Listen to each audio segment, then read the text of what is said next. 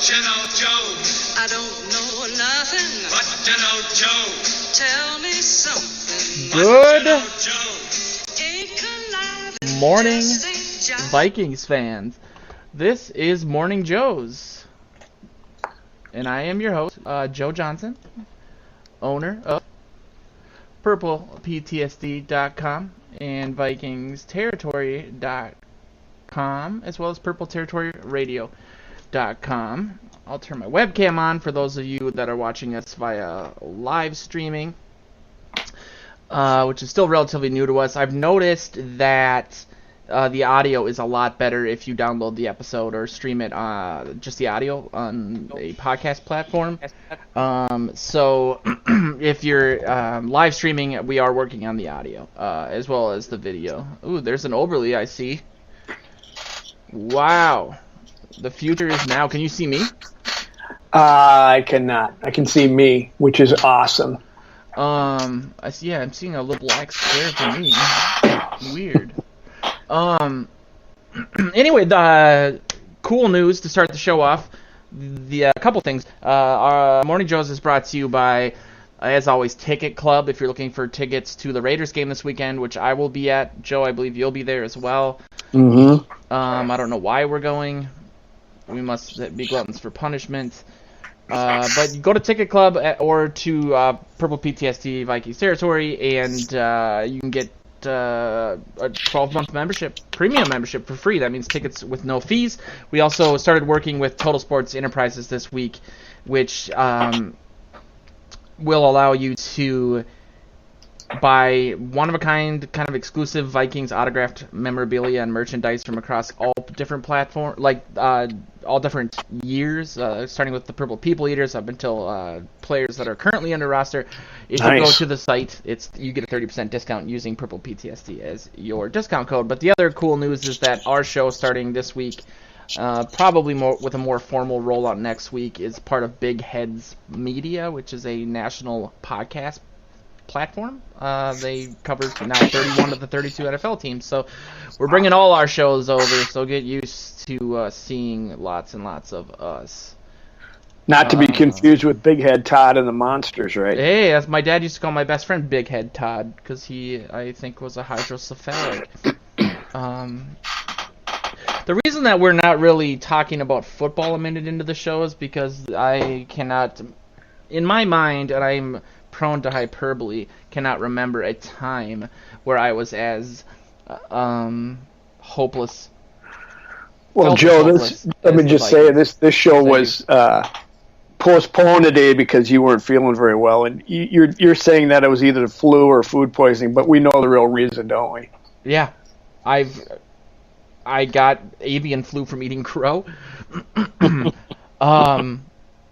I honestly, that was a joke that I made to my girlfriend, who I have to bring up multiple times each show so people know I'm not making her up. That's just a laugh track that I purchased. Yeah, I and Joe, I think after the game I did the post game that I've been doing. I do a pre-game, a post game. Must see TV right there, baby. And a halftime show, and my brain broke. You know, and I feel bad. I don't know. You know, there's been people who I respect in general, but on a football analysis level that have been kind of hedging their, I don't want to say hedging their bets, but they've been defending Cousins in a way that I just can't. You know, a lot of the theories, and I guess we're getting right into it, but a lot of the theories are, well, Diggs took his helmet off. They left, you know, there was the pass interference call that took away 4 points. Bailey missed a field goal, and then you missed the extra point because of Diggs, and so those were all the points left on the board, and it wasn't 100% Cousins' fault. And, you know, that's right. It wasn't. I mean, the football doesn't work that way.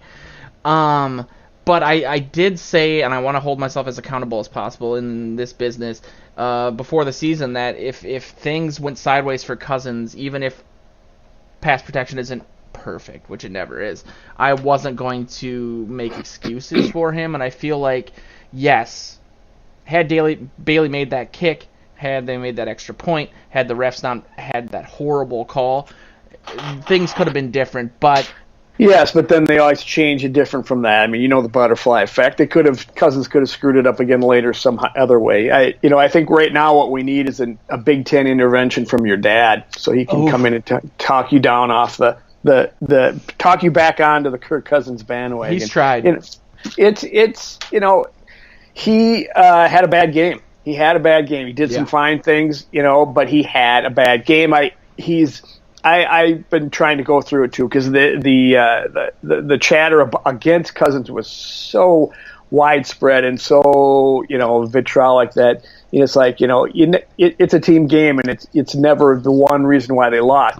But you have to separate out the fact that he played poorly, and he did, and he has played poorly in the past. He has played great in the past, so you have to look at it all with. In context and just say, are you going to now, because he has this one bad game, take and get rid of him and trade for Slaughter like I heard said on the radio today? Are you kidding me? With no irony attached to it? Exactly. Or we even have a story on Purple PTD this morning about the Cousins, Keenum, and Teddy, who's better or whatever. I mean, we've got Cousins. Cousins is the quarterback. He's a decent quarterback. He's not a great quarterback. He's got to figure out a way to not panic in situations. That throw, I was actually, before he even threw it, I saw him backpedaling, and I just yelled, no. Yeah. Don't throw it. And I don't usually see things beforehand, but this had doom written all over it, and we hadn't even seen on the video screen or the TV of the end zone situation. I just knew it was a bad idea.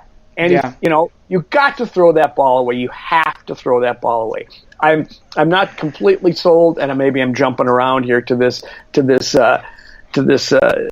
talker, but I'm not completely sold on it was the great thing, the best play call. I understand why they did it. Zimmer said they were trying to catch him off guard because they had been ramming the ball down his throat. I said, in a situation like that, keep ramming it. On 1st and goal at the 8, see if you can get to the 4-yard line, and see what that sets up for you next. I didn't like the call.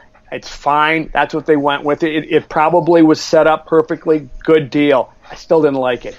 But even worse was the pass. Come on, Kirk, at this many years in the league, you have to be thinking on that play.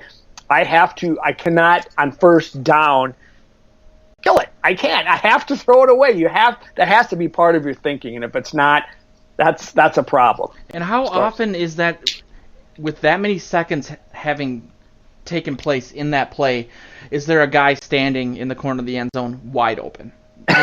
Even if he missed somebody visually, you think with all the time he had running that he would have thought, there's no way that Diggs is wide open right now. Right. That's not the time to throw it up to your guy and say, I hope he can make a play. Not on 1st down at the 8-yard line. No. Exactly. And here's my thing, and I know you weren't doing this, but I've heard it from other people. What you were just saying about the play call and not throwing it and continuing to run it because they were having a tremendous success running the ball for the 2nd week in a row. The fact that I think moving forward we're going to have to do that, I think you wrote about that, and I could be mixing your post-game article with someone else's because I was reading like 3 things at the same time.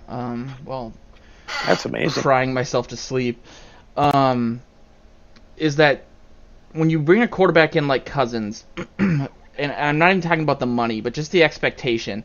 If we're at the point where we basically have to say, I don't think we want to throw it on 1st down because Cousins is a liability. That, and I'm not saying that's what you were saying, but just the general idea of saying, well, no, let's try to go back to the 1st week where they throw the ball a limited amount of times. I mean, right. And turn Cousins into a game manager completely because he's just too much of a wild man for some reason.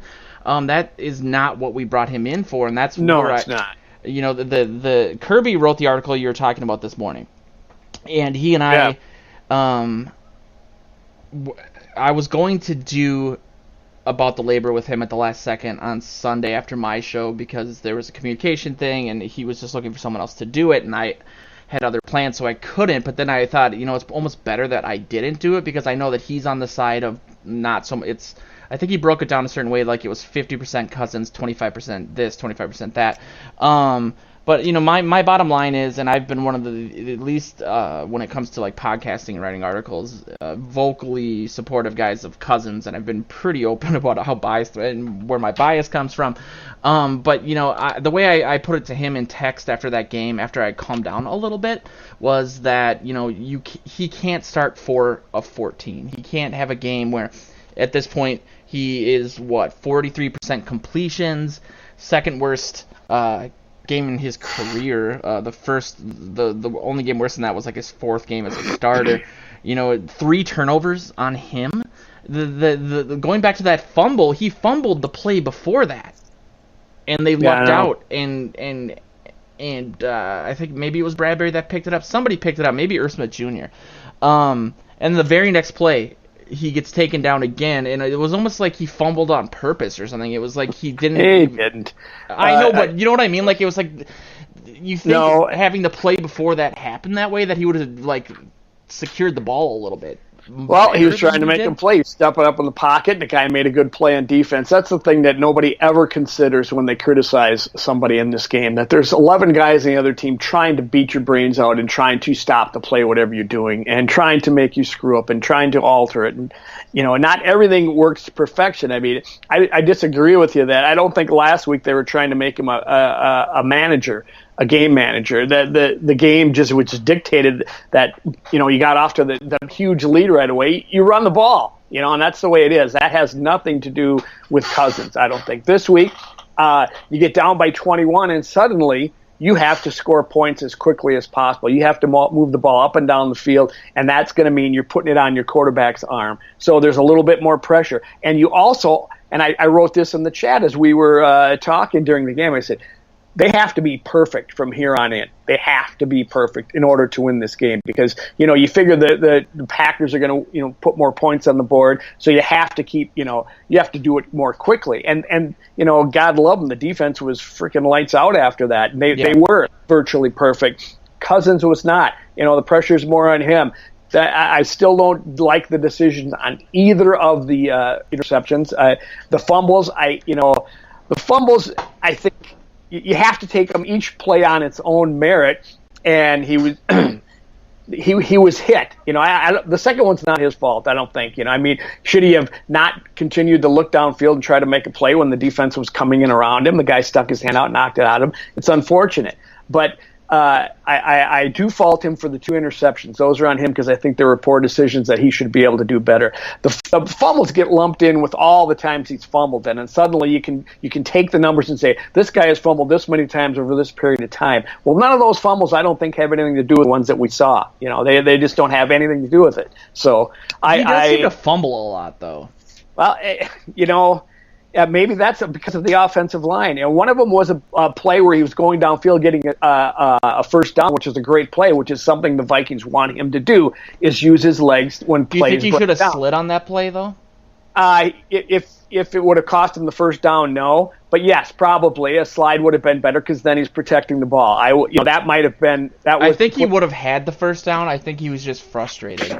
You got to remember that these are split-second decisions that you have to make. When you're trying to get to the sticks, and then then he's got to quick turn his body. But I am not going to hammer him for those 2 fumbles. am all in hammering him for those 2 passes, because the first one he was trying. There was 4 guys around Stephon Diggs when he tried to put that in there, and people are saying, "Oh, it was late." Yeah, he was late. Maybe there was a second earlier the window was open, but when I watched the play and I look back at it, he's looking at Diggs the whole way, and so that's why the 4 players are converging, and the one guy that's in front of him, the linebacker, sloughs off of Kyle Rudolph, leaving him wide open. If Kirk is a good quarterback, or if he's Aaron Rodgers, he looks those guys in, boom, turns to the right, has a 20-yard gain. And I'm sorry, that's a bad decision. You should know. You should see there's 4 guys. You're throwing right in the teeth of their zone. Yeah. And if you're going to have them, if you want to use your eyes, which is what they're all focusing on, use them to your advantage. But all right, you're right. The announcer on the first interception said there were 3 better options than Diggs on that play. Yeah, there were. I said something similar last week. It's embarrassing to hear an announcer say something that obviously bad. and the reason I brought up the fumbles, was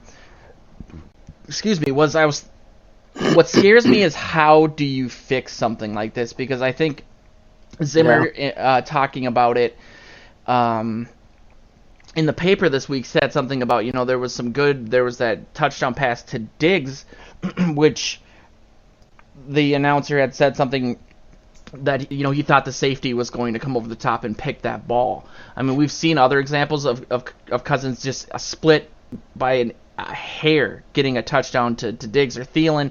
And if you take that aspect away of the game from him because you don't want him to make weird down-the-field decisions, even though I wouldn't necessarily say either of those picks were really down-the-field passes, not in the vein of what I'm talking about here. But, I wonder, it's not as easy as hindsight makes it seem, where you can go back and say, don't do this, but keep doing this. You know what I mean? And if they limit him, what scares me a little bit in that vein too is that I think that Cousins' problem is perhaps he's too over prepared and he gets really stuck in his own head. It's possible, but and then he just I think you used the word panic. I mean, there's no other way to explain that touchdown or the interception in the end zone other than panic or hubris or whatever you want to call it, but it was so dumb. But there's nobody on him either. I mean, he had once he split out to the right, there was nobody on him, and he's backpedaling. Someone was coming eventually, but then backpedal and throw off your back foot. Oh my God, you're just asking for that thing to be picked off because that move gives everybody more time to come in and converge on your receiver. There was so many things wrong with that play, and I'm not sure if it was panic because he wasn't under that much duress. Maybe it was hubris. Maybe it was, I thought I heard somewhere him saying that, trying to make, throw it up there and let what's his face make a play. And if that's the case, then he's a knucklehead because that's and he's not. He's a smart guy. They aren't limiting his offense like they did with Case Keenum. And by the way, Kirby's right, just for the record, on 50, 25, 25. So I should say I agree with him. Anyway, outside of he threw Dalvin Cook into the mix, and I don't remember Cook doing anything wrong. If anything, he was. I mean, God, and I was. We'll get into Cook because you're looking like the fantasy genius picking him up when you did. Well, leading the league in touchdowns and yards. Let me get in first place first before I only won one game so far, so I wish you were in the dynasty league. Somehow I'm in first place because of my. You could start 3 quarterbacks a week, so I just drafted 3 quarterbacks. My third quarterback's Carson Wentz. That seems to be better than. Anyway, we're getting too far off. Here's my. It's just there's so much to it, and that is a genuine question. I guess I'm asking you, and it's folded into the next little point, which is. How, if anything, do you fix this, or do you let him play? You obviously have to let him play through it. There's no other option. You can't cut him. I know everyone's throwing out all these weird scenarios, like you brought up.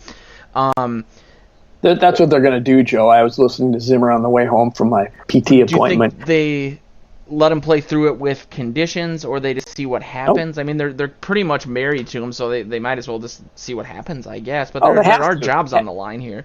They have to, and he just said that. He goes, he's our quarterback. We have the utmost confidence in him. He goes, he's played good in the past, and he's going to play good in the future. He's going to play good this week, is what Zimmer said. And so there, I know. Hopefully, that's not just, oh my God, we have to bolster his self-esteem again. But no, I just think that's actually what they have to do. He's their guy. They're married to him, just like Zimmer was married to Teddy for the next 10 years before he got hurt. I remember him saying that. I was hoping you'd be my quarterback for the next 10 years. So they are locked, handcuffed to Cousins. There's no other option for them out there. What you do is try to figure out the best way to do it. And I think you will see, I'm not going to say they're going to turn him into a game manager. I don't think so, because he's better than that. And he has played better than that, and he can play better than that. You go back, I mean, he played so poorly. I go back to the game last year against Green Bay up there when he threw that unbelievable pass to Adam Thielen in the end zone. Mm-hmm. And he said afterwards, a couple of weeks later, I was in the locker room, and he says, maybe I shouldn't have thrown that. I think he was being amazed at how kind of lucky that it was. And that's a little concerning in and all of itself. You know, Yeah. I don't know that you'd ever hear Aaron Rodgers say something like that. But what you will get with Aaron Rodgers is the whiny crabbing at his head coach as he's walking up the sideline when a play doesn't work out for him. You know, did you see that on Sunday? So I'll take the Cousins who takes this stuff on himself, tries to figure out how to fix it, and moves on. Perhaps he doesn't have what it takes to make these split-second decisions and make the right throws. He's got the physical tools. They told us for forever that pass to Diggs for the touchdown that almost got picked off was a great pass, but it might have been lucky too. I don't know. I don't know that much about it, but you just have to continue to roll with this guy. He's your guy. He's good enough. With the rest of this team, when we talked about the defense, how good they were, how good Dalvin Cook is, how good these receivers are. Give this guy the tools and the situations he needs to succeed, and he will. But he's not going to do it every time because there's great teams in the NFL that are going to try to beat his brains out. And we saw a good defense last week. I'm sorry, the Packers have a really good defense as well. Yeah, I mean, it would have been an incredible win for how that game started. It Absolutely. felt a lot like the Bills game of last year, where they just it was different because it wasn't a turnover based. The third touchdown was, but the Packers' first three drives were, I have them written down: 4 plays, 75 yards, touchdown. Second drives, 11 plays, 63 yards, and a touchdown. The third was the 4-play, 33-yard touchdown after the fumble by Cousins. And you look at how the defense completely shut them down after that. Somebody that does the Vikings podcast in Spanish on our network posted all of the drives after that. Punt, interception. Did he do it in Spanish? Yeah, for the most part. And that's really, it was heartening. At the same time. It's great that you have this on the agenda. Excuse me, that you have this on the agenda because I can't figure it out. I mean, how did they start this way? How did when they're that dominant as they were to a very good quarterback and a new system they weren't familiar playing against with LaFleur's system and a healthy Aaron Rodgers? How did they just look like the most porous Swiss cheese defense you ever saw for those first 3 drives, and then suddenly, boom, shut them down completely? It was amazing what they did after that. I know, and it was, Harris had a quote that kind of stood out to me about it. He said there wasn't anything in their scheme or any wrinkles that we were struggling with. He said we just took turns not executing different players on the defense, and then they just apparently figured it out. Because we saw a different defense start the game last week against Atlanta. They came out firing that first series. They were so pumped up against Atlanta. And here, they were back on their heels. They were clueless. I mean, Devontae Adams for 39 yards is wide open. Nobody's near him. You can put one of them on the offense, one of those touchdowns, because that was after a turnover. But, I mean, they couldn't stop him for beans. And then is that mental preparedness? I mean, because they certainly had the scheme set and ready to go because it worked the rest of the way. This is for me, as much as there's consternation about Cousins, this is the biggest head scratcher. What the heck was going on? Yeah, Harrison Smith said something about they needed a warm up period, or they needed to get rid of the need of needing one. And I think that was the best sentence ever spoken on this show. Could you diagram that sentence? It's like one of those boards with all the that yarn connecting everything. I think we saw some of this in the preseason too. I remember you and I kind of talking about it in one of the live chats we were doing. The bend don't break thing, kind of being used to them starting out a little slow on defense and then figuring things out. This was a much more extreme example of that. I mean, it was like polar opposites. But they left a better taste in your mouth at the end of the game because, like, man, is this defense good when it's cooking? But yeah, I mean, it is. every defense has to make an adjustment. I mean, they come out, they figure they got their game plan set. They go out there in the field. They start the first few series seeing what they're doing. If the other side executes well, they're going to score points because you're still figuring them out. But then you say, okay, you get to the sidelines and you huddle with Zimmer and say, this is what we're doing, this is what we're going to do. But my goodness, for 3 straight series, they looked lost, and then suddenly they looked as dominant as they were last week and as we're hoping they will be all year. I'm much more confident in that happening than in anything with Cousins. I think I said this on my recap, and I'm trying to tie this together in a kind of an awkward way, and it's still early and everything. I just feel like my expectations for the season are a lot lower than they were before the Packers game. Just because, I feel like I saw something in Cousins that I hadn't really seen, and maybe that's because I was looking at him from a biased point of view, but it just seemed like almost akin to the third preseason game. I didn't think he played that poorly last season, maybe because it was hidden by the lack of a run game, or he had a fantastic start to the season, but it almost felt like forced panic. Like, he just looked bad. The way I narrowed it down was, he was making bad decisions sometimes. And when he made the right decision, he struggled to make the throws as well. That's not good. It was like every possible bad thing and then he was turning the ball over, which is part of it. So I didn't feel like last season that he particularly played that awful, at least not bad enough to kind of blow a game that other parts of the team obviously screwed up. I mean, if the defense played that way the entire game, they would have had, the Green Bay would have maybe had 3 points and the Vikings would have won despite Cousins or something.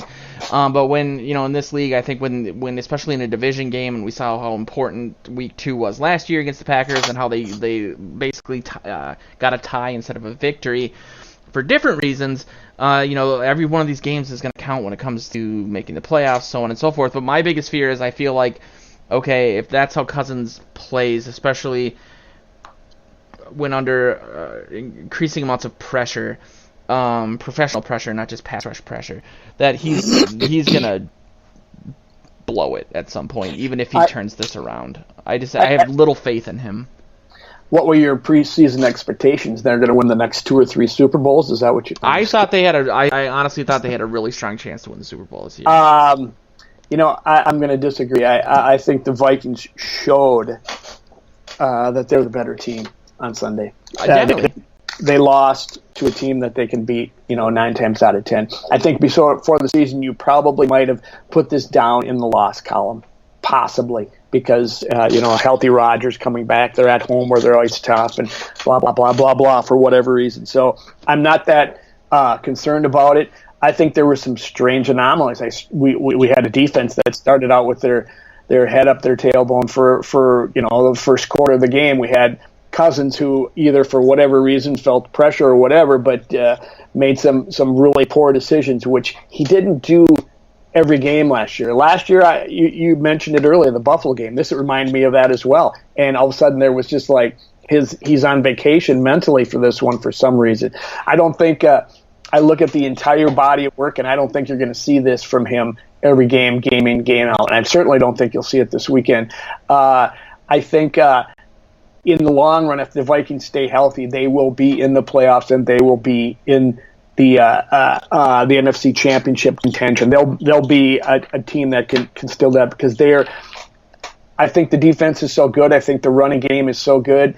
Mm-hmm. I think the offensive line is improved and it's only going to get better if it stays healthy. And I think, once they figure out the best situations to put Cousins in to help him succeed and get his confidence back and rolling again, I think he'll be fine. I don't know that he'll ever be the kind of quarterback that's going to win you a Super Bowl, per se. But I think if you put him in the situation, he certainly can. So I was disheartened.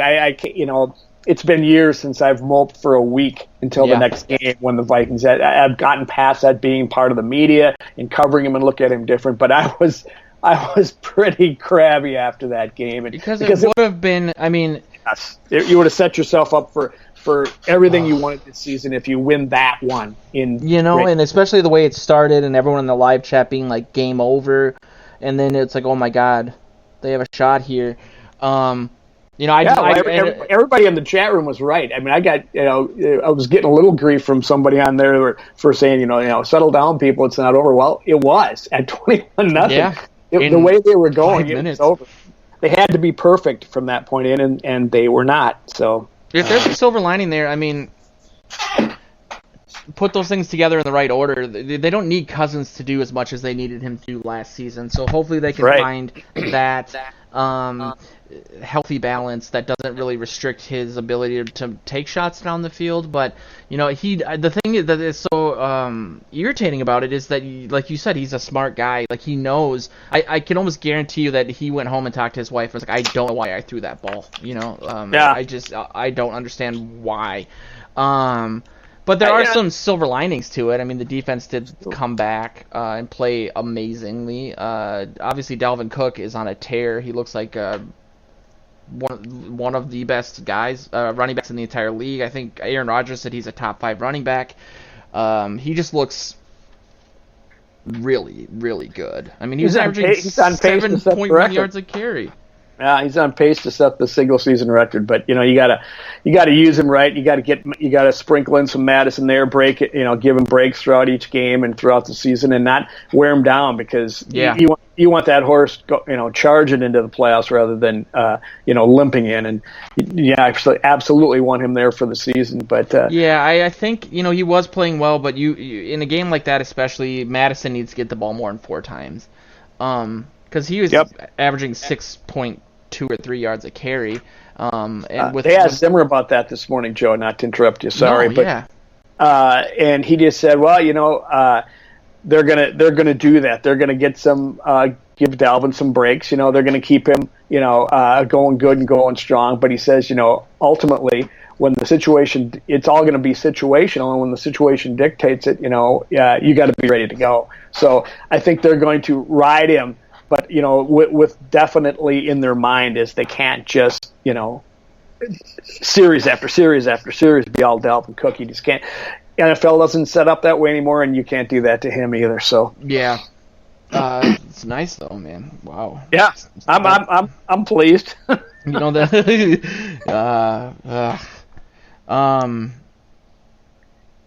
The defense, I think part of the problem, just because we touched on that with the start, I think, Rodgers is, I did kind of rip on him a little bit going into the game, and I didn't mean to say that I thought he was a bad quarterback. I think he's still great. I just don't necessarily think he's a game-changing elite level like he was at one point.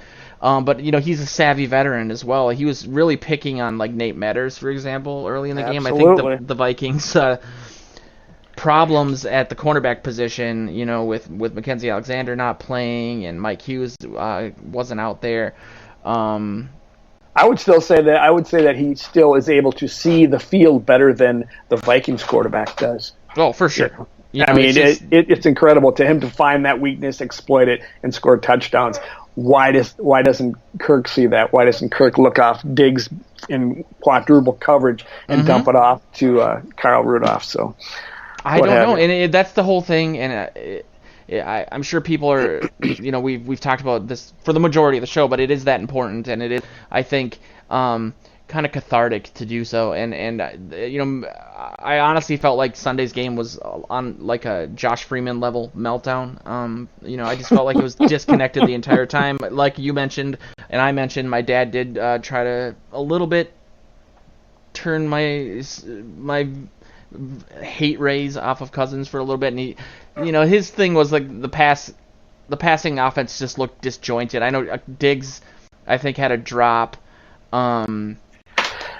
Diggs, don't get me started on him. He was another guy who had a really bad game. Yeah, that penalty was really selfish and dumb. I wanted to tackle him. I wanted to dive through the TV screen and tackle him and say, "Would you?" I have complained to him for years. I don't know if you remember. I've always said, "Diggs, I love you, but you've got to quit taking stupid penalties because you want to be so emotional, and you are emotional, and you want to take off your helmet, or you want to do this or do that. He used to do so many bad things, like it was like won a game for a while early in his career, and I think he figured it out. But this one is mind-boggling, Joe. How do you do that? Yeah. I mean, I know he did that in the Minneapolis Miracle. I said, would someone please go tell him this isn't the Minneapolis Miracle? The game's not over. Keep your damn helmet on. Oh, God, it's not only does it cost you 1, potentially 2 points, it changes the momentum of the game right back the other way because you are an idiot, you know. Yeah. And suddenly you feel like, oh God, you know, you take some of that momentum out of that great touchdown pass, and you just, you know, give these guys another reason to take the other team to dig in and take you out when you're sitting there barking at the fans. Just give the ball to the ref and go. You know, when the game's over and you've got the lead at the end of the game, then he can take your helmet off. I know, and you think like he would recall the game in Lambeau last season, how important 1 point would have been in that game. And there's no better way, and I understand that, you know, he was probably frustrated, and that was, you know, like the culmination of his frustration, and saying, oh, well, I got one down the field, and I've been stifled for a while today, and I'm just frustrated. And I'm a diva.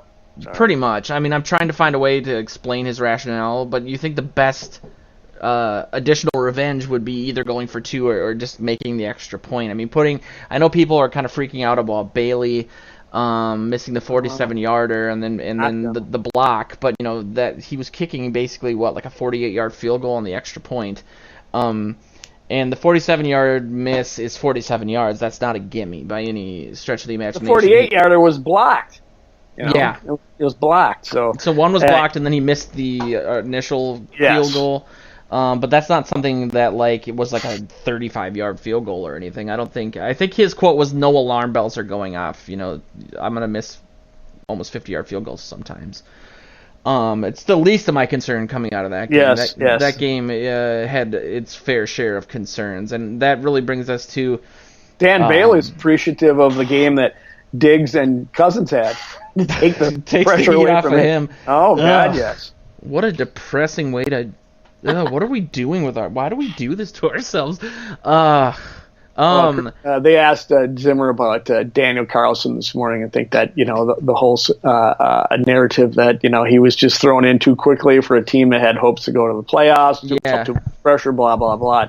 Zimmer wouldn't bite. He says, you know, nope, I wish him nothing but the best. He's kicking better now, and I wish him the best future. He's a good kid, blah, blah, blah. But he doesn't want anything to do with that. And, watch him make a 70-yard field goal to beat the Vikings on Sunday. You know, there's something to be said about the pressure that probably is put on players by their head coach on this team, and it's the old school mentality, and I'm not sure how much it works these days. I love Zimmer for everything that I do, and he just said, you know, they asked him what he said to him after the game. He says, well, you know, I'm going to tell him what I think I'm generally pretty honest and try to be, and I said I'm going to tell him what I like, and he says, and some people won't like it, and he goes, and I don't care. And then he also said, and sometimes I'll tell him what I think, and some people will like it, and I don't care about that either.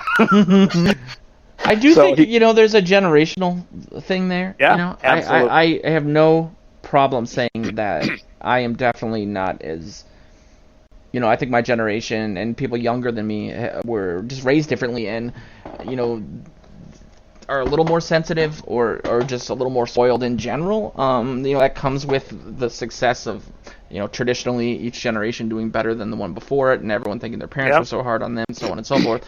You know, the NFL is different. These guys are paid a lot of money and so on and so forth, but that doesn't necessarily mean... I mean, like I always go back to the quote, the Bud Grant, paraphrasing anyway, of, you know, managing personalities being one of the most important jobs of a head coach in the NFL. You know, it's not college. You can't really outside of training camp. Yeah, I mean, you can't say like curfews and do like Tom Coughlin did when he came into the Giants, and if you're wearing a backwards hat, we're gonna fine you and whatever. It doesn't work that way. My high school coach was the same way as Zimmer is. He beat the hell out of us mentally and, you know, physically. And if you wanted to play football, you just went along and said, okay, this is what it is.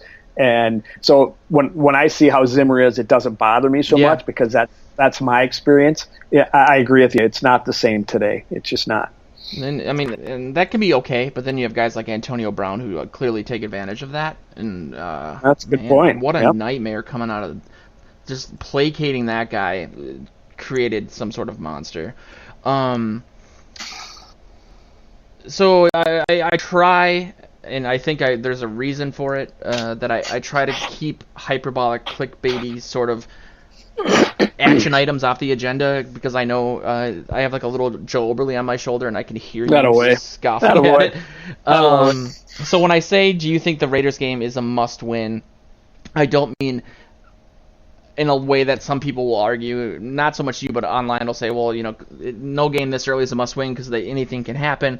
But I feel like after just the emotions of I think Cousins calling the Packers game a gut-wrenching loss, week 3 being the week that they, last year they were 1-0-1, going into a Bills game at home that they should have very easily won.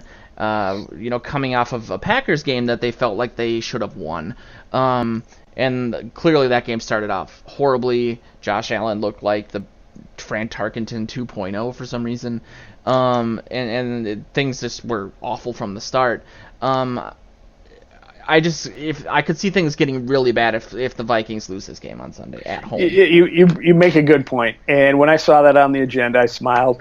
But I started thinking about it, in a lot of ways it is. And you just kind of emotionally might be the biggest reason why. I think it's a must rebound game. They must rebound, because if they don't, it could spiral away, just like the season did last year. Because then you got people that, they're not giving up on their brothers like they say, but, you mentally start to say, maybe we're not so good. I don't know. I mean, they have to go out and assert themselves and really play well. That's what I think they have to do more than anything, because, the defense had a quarter of really bad football.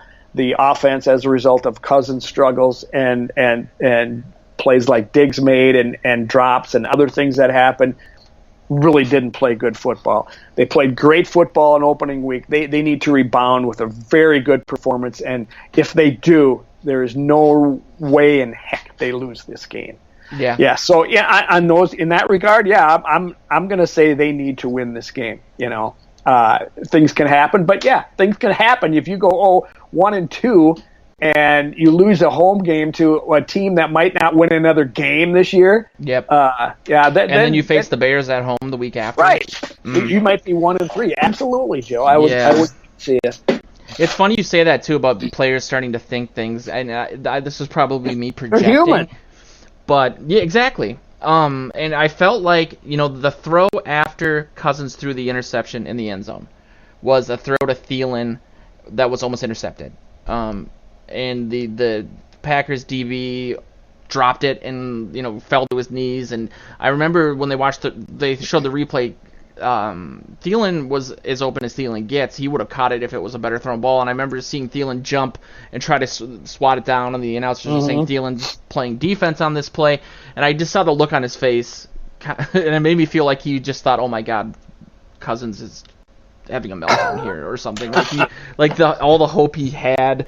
Or it was almost like come on, man, like what the hell was that sort of thing in midair. So I really hope that doesn't happen. I do think, despite all of the negativity, especially coming from me, if anything, if I want to be positive about it, I think this team showed that it can overcome things and that it can win with just a small amount of quarterback play. Right, and by rights, they, the fact that they're disappointed that they lost that game after being 21 down, says they're disappointed because they know they should have won that game and they're the better team. So that's got to piss you off more than it makes you despondent. It's almost worse, but it isn't, I guess, emotionally, because that's what the Vikings are great at, though. They give you this, they hurt you, then they give you all this hope, and then they hurt you again.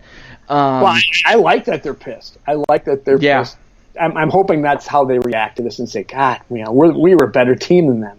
And, I'm circling December 23rd on the calendar, and I can't wait to get back at them and knock them out of wherever, blah, blah, blah. But, I think they know they're better than they showed in that game. And and hopefully that's the response they're going to have to this going forward. So what do you expect out of the offense? I saw an interesting stat.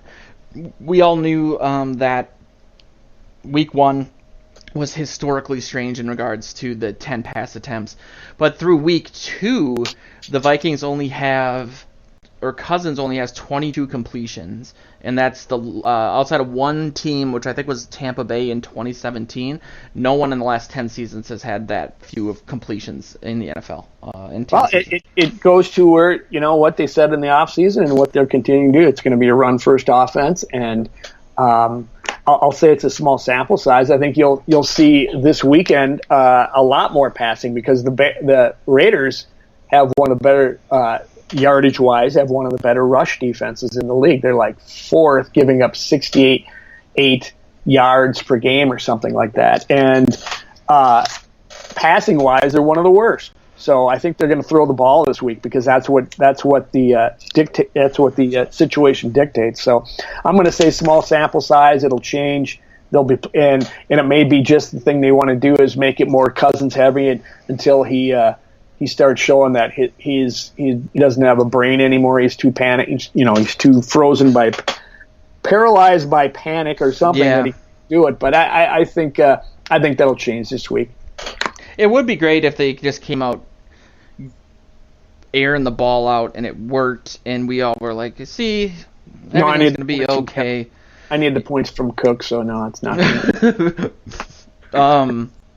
I know, and here I am just asking for Madison to get the ball more, so I don't look so dumb on picking him up in both leagues.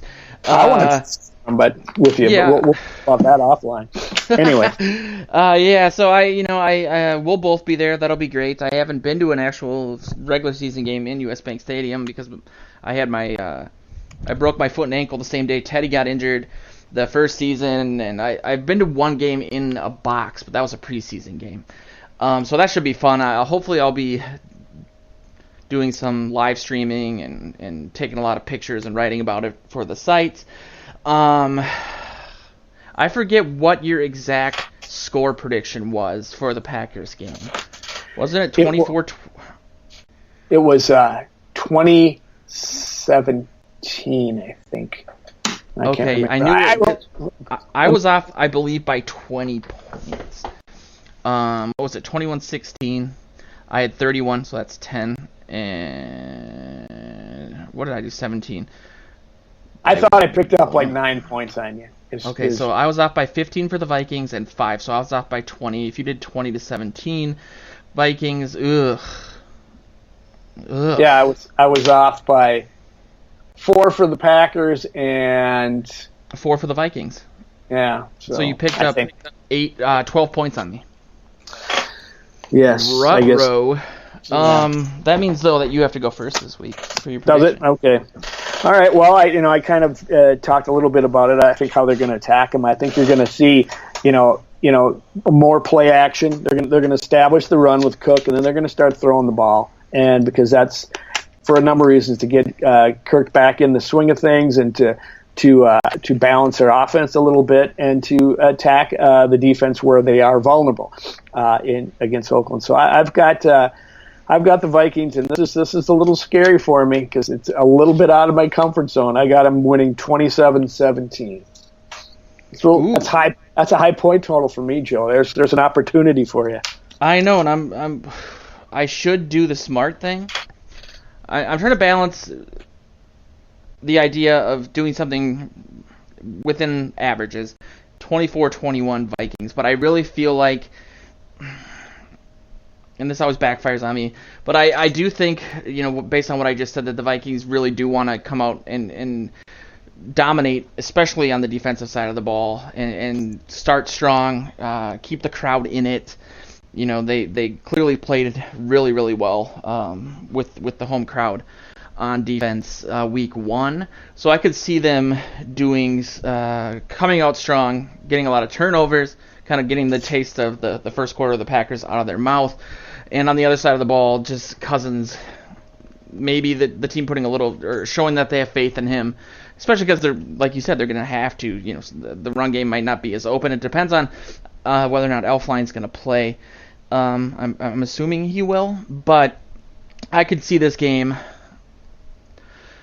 being like a 34-6 situation. I think that's what the team would need for them to reinvigorate the fan base a little bit. And by the fan base, I mean myself, because I'm the most selfish Vikings fan known to man. But at the same time, every time that I predict that way, I'm wrong.